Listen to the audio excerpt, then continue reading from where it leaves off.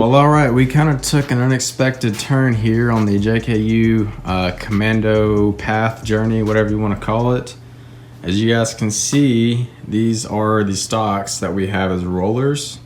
So we got these stocks, I think whenever we were doing the powder coating on Big Sauce's wheels.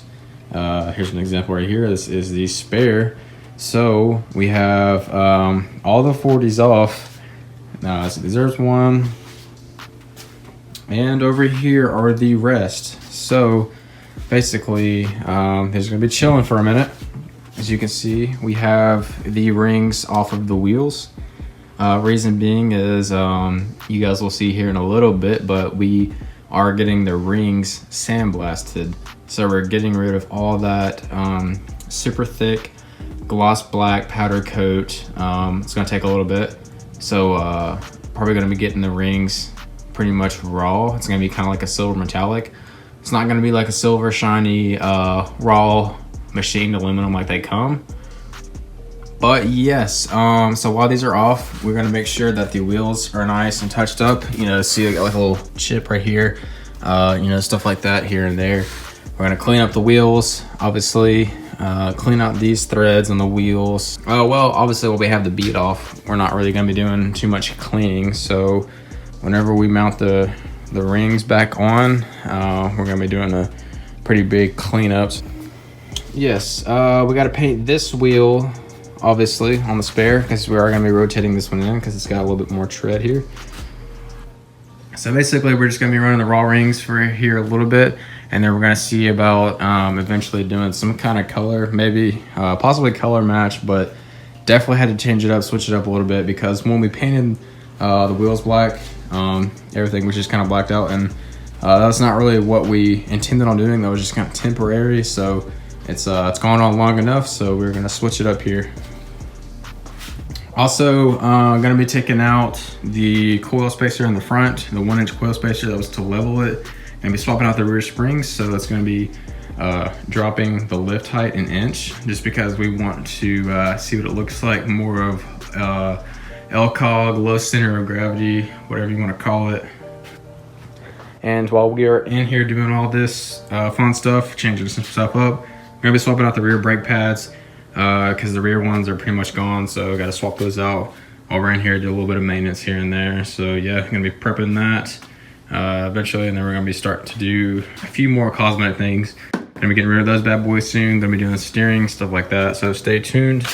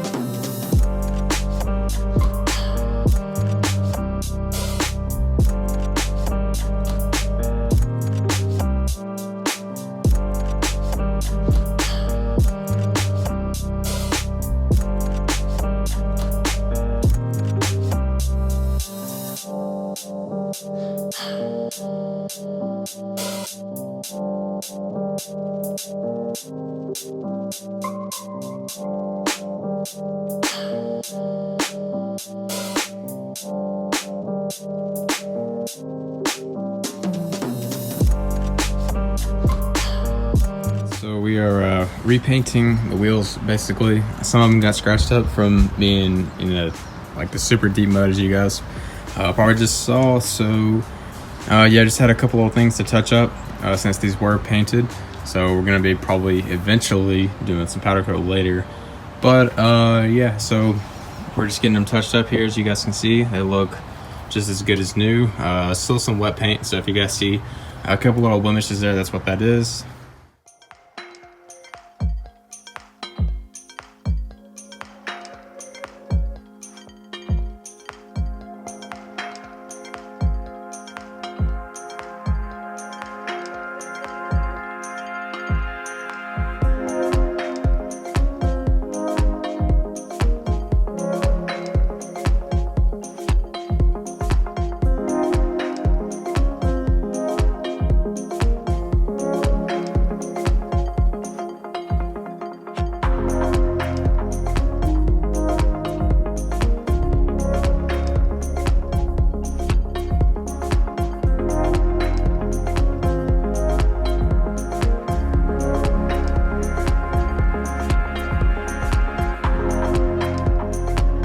Fast will like go in a straight line?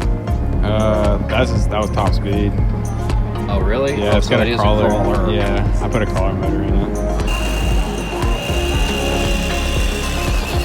Get it! Get it!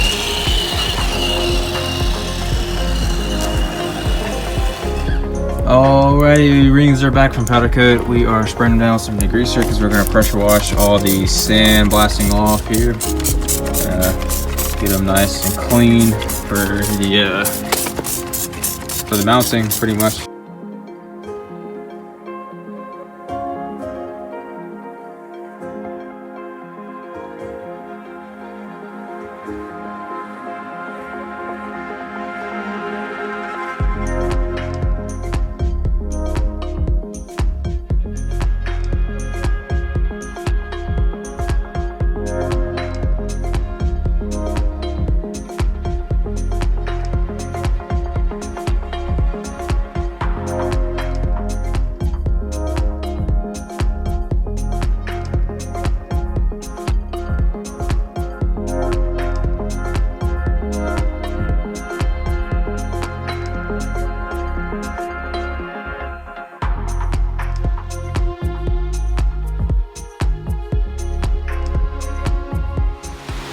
Alrighty, so as you guys know, we got the dish soap, plastic dish soap. Let's see. Yep, dish soap. So it doesn't matter what brand. Got a lot of it in here, and it's gonna make sure that the bead is going to settle as it wants, so it's not gonna get caught on one side. Therefore, it will mount as center as possible.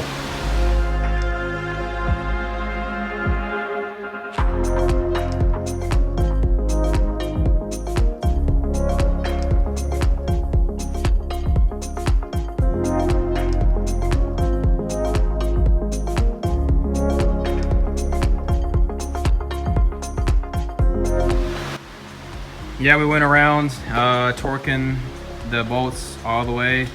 Let's see, about four times the torque.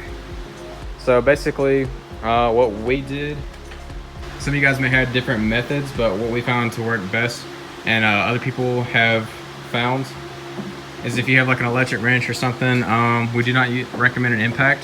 This is just like, we're not even like actually like impacting them. It's just to like thread them so we don't have to spin it 1,000 times. So if you guys saw that, that's what that was. And then you basically just start off with like one there, one there, one there, one there, cross pattern, just to get it seated down fully center.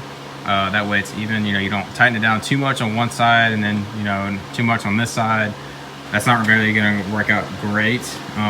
Basically just what we do is just kind of get snug cross pattern and then just go around in a circle until they're all at around 22-23 foot-pounds, I think is what ATX calls for. We could be wrong on that, so do not quote us.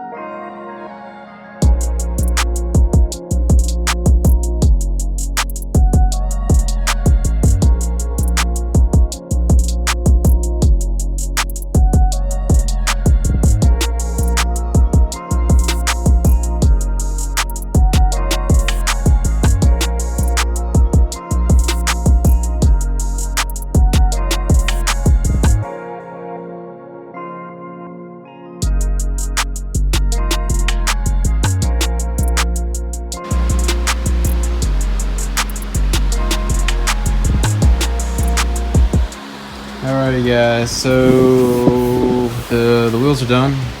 It's about 10:30 at night. I want to say it took a couple hours.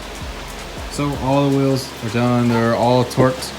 I think around like 4 or 5 times around each, just to ensure they're all in spec. Everything is seated perfectly. Got all the air pressures set.